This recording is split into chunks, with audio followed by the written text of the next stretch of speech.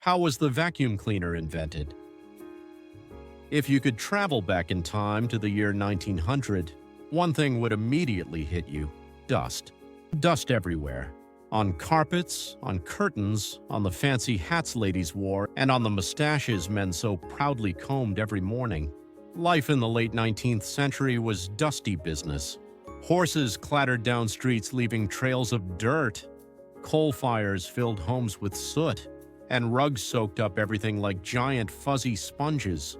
Now imagine cleaning all that mess without a vacuum cleaner. People had two choices. One, beat the rugs outside, like they were enemies from another planet. Or two, sweep the dust into the air, sneeze violently, and then watch it settle back down on the same rug. Clearly, humanity needed a hero, and believe it or not, that hero came in the form of some very quirky inventors. The first suction experiment. In 1860, a clever American inventor named Daniel Hess patented a machine he boldly called a carpet sweeper. Hess's device had bellows, like the kind used to keep a fireplace alive, that claimed to suck dirt out of carpets. Did it actually work? Well, sort of. It probably gave carpets a light kiss rather than a real clean. Still, it was a step. Meanwhile, in England, a man named Hubert Cecil Booth took things more seriously and more dramatically. Booth had an idea. What if instead of blowing dirt away, we actually sucked it up? The story goes that Booth tested his theory in the boldest way possible. He placed a handkerchief over a dusty chair in a restaurant, put his mouth on the cloth, and inhaled. The dust stayed on the cloth, his lungs nearly gave up, and he nearly fainted.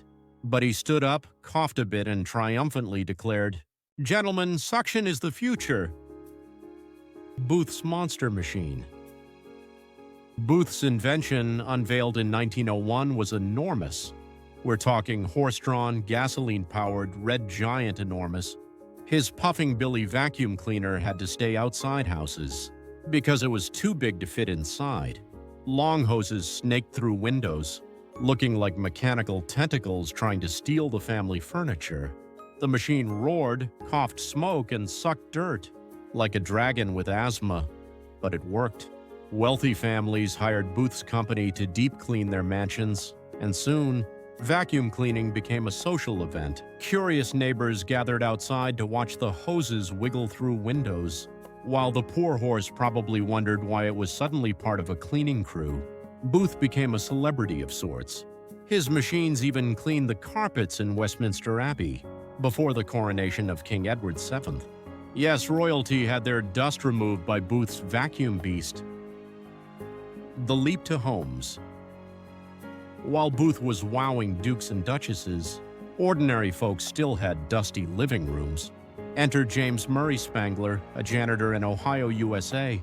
Spangler suffered from asthma and hated sweeping dusty carpets every night at his job. One day in 1907, he decided he had had enough. Spangler gathered a fan motor, a soapbox, and a pillowcase for collecting dirt. The result looked more like a contraption from a junkyard than an appliance, but it worked. His invention could suck up dirt and trap it in the pillowcase. It was small enough to roll across the floor and light enough for everyday use. Spangler had no money to build more, so he sold the idea to his cousin Susan Hoover's husband, William Hoover. And just like that, the Hoover Company was born. Hoover Mania. The Hoover vacuum cleaner soon became the Beyoncé of household gadgets. By the 1920s, sales exploded. Housewives were promised that they could clean faster, breathe easier, and finally stop beating rugs with tennis racket-like carpet beaters. Advertisements even showed smiling women in pearls vacuuming, as though it were a glamorous sport. Fun fact, in Britain, to hoover became a verb. People didn't just vacuum their houses, they hoovered them. That's how iconic the brand became. Shrinking the beast. Through the 20th century, vacuum cleaners got smaller, smarter, and quieter. Engineers replaced pillowcases with bags and later replaced bags with bagless cyclones, thanks to James Dyson in the 1980s. Portable, handheld models appeared, followed by sleek robot vacuums that wander around. Like confused beetles bumping into furniture, Booth's horse-drawn monster would hardly recognize its modern descendants. Today's vacuum cleaners whisper compared to his gas-guzzling dragons, and some even map your house while politely avoiding dog bowls. Why did vacuums catch on? Beyond just fighting dust, vacuums became symbols of modern life. Around 1900, the middle class was growing, and families wanted homes that looked clean, healthy, and fashionable. Doctors also began warning that dust could worsen asthma and lung diseases. Owning a vacuum wasn't just about saving time, it was about protecting health and showing social status. Lessons from dust. So, how was the vacuum cleaner invented? Not by one single genius in one single eureka moment, but by a parade of eccentric, determined, and sometimes slightly reckless inventors. Hess blew air, Booth nearly inhaled his lungs, Spangler built a motorized pillowcase, and Hoover turned it all into a global empire. The story of the vacuum cleaner is really the story of humans refusing to accept dusty carpets. It's about persistence, creativity, and a bit of showmanship. It also reminds us that even the most ordinary household items, things we barely notice, often have extraordinary backstories. The next time you push your vacuum across the floor, just remember it all started with a man nearly choking on dust in a restaurant and a janitor who hated sweeping. Who knew cleaning could be so dramatic? It's time to study new words in context. 1. Clatter. Definition: a continuous, loud rattling or banging sound made when hard objects hit each other. Example: the dishes began to clatter in the sink as the water splashed over them. 2. Soot. Definition: a black powdery substance made up of tiny carbon particles produced by burning coal, wood, or oil. Example: the chimney was covered in thick soot after the fire burned all night.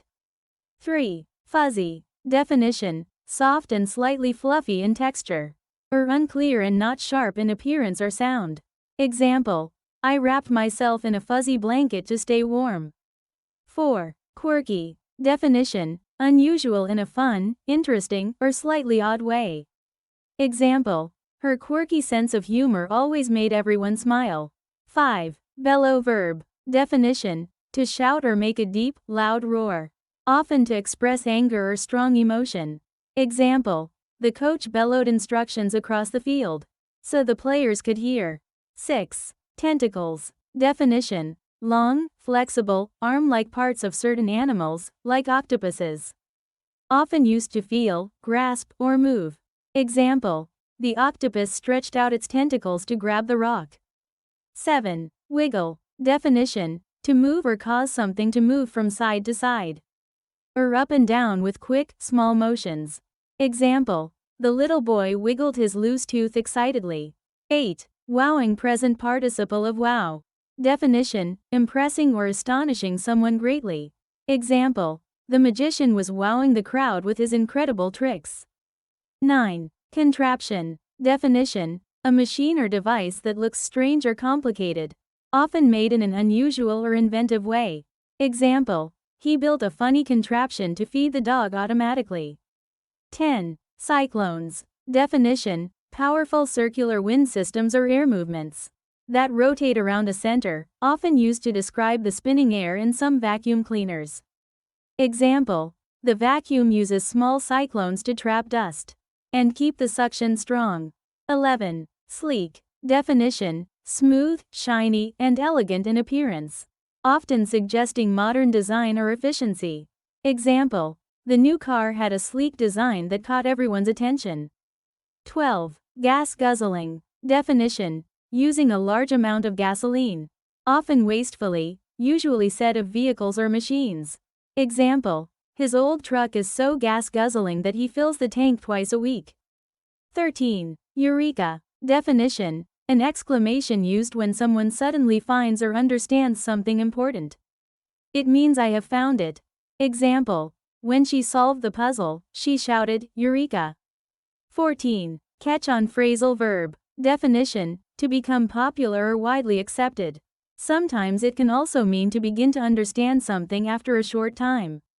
Example: at first, people didn't like the new idea, but it soon began to catch on. Comprehension questions. 1. What two methods did people use to clean rugs before the vacuum cleaner was invented? Answer: they either beat the rugs outside or swept the dust into the air, which only made it settle back down. 2. Who was Daniel Hess, and what did he invent in 1860? Answer: he was an American inventor who patented a carpet sweeper with bellows to blow or suck dust out of carpets. 3. How did Hubert Cecil Booth test his suction theory?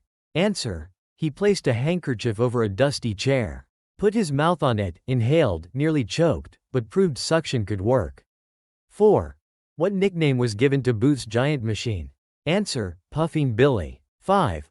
Why did Booth's vacuum cleaner have to stay outside houses? Answer: because it was so huge, horse-drawn and gasoline-powered it couldn't fit inside. 6. What famous building did Booth's machine clean before King Edward VII's coronation? Answer: Westminster Abbey. 7. Who was James Murray Spangler, and why did he invent a new type of vacuum? Answer: he was an Ohio janitor with asthma who wanted a cleaner, healthier way to remove dust from carpets. 8. What materials did Spangler use for his first homemade vacuum?